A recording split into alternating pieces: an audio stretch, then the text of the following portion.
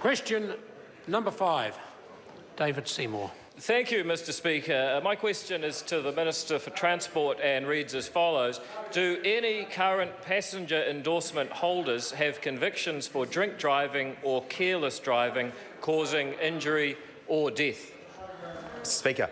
The Honourable Mr Speaker, Simon Bridges. Yes, because under the Land Transport Act, these offences are not specified serious offences, such as the most serious ones in our country, murder, rape, aggravated robbery, and so do not automatically disqualify someone.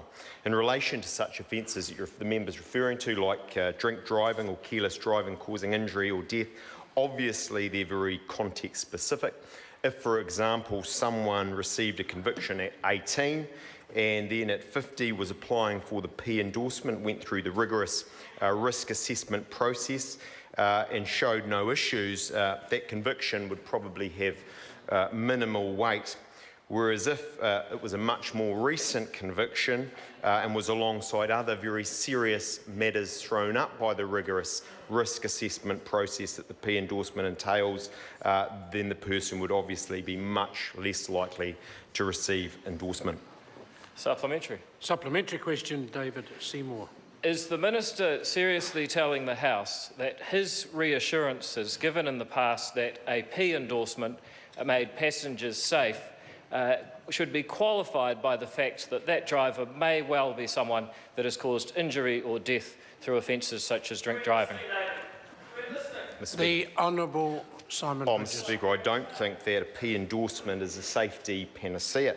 I think there's many other things, such as cameras that are the lawful position at the moment, and also new technologies and innovations like apps and the like. But the government's decided, I think absolutely rightly, that a P endorsement is an important form of safety assurance that the vast majority of New Zealanders expect of a commercial service. Supplementary. Supplementary question, David Seymour.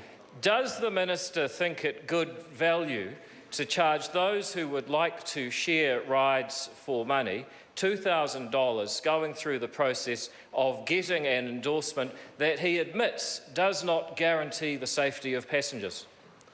Speaker. The Honourable Simon Bridges. Mr Speaker, it's not as high as that, but I can certainly say to the member I don't think that the current cost and indeed the time taken for a P endorsement and through the process is good enough. I'm going to make sure that it's much cheaper and it also takes much less time. And indeed, in terms of creating a world-class, incredibly enabling regime that I know the member wants, I'll be introducing to this House a bill a little later this year that will create just that. Supplementary. Supplementary question, David Seymour. If indeed the P licensing regime is good value, then will he apply it to those offering rides voluntarily for DHBs, local authorities, charitable organisations and parents taking kids on school camps? If it's such good value, surely anybody sharing a ride with someone they may not know well should have to have a P licence, or at least the driver should. Mr Speaker. The Honourable Simon Bridges. Well, I think the government's primarily concerned with commercial service, and I make very clear to the member, indeed, I give him an undertaking that I want to and will see the P endorsement, both cost and time, come significantly down, because we do want to enable technology and innovation. We do want a much lower compliance, level playing field in which taxis, ride share, dial-a-driver, the whole gamut can compete in for consumers' value. Question number 6, Alfred Nara.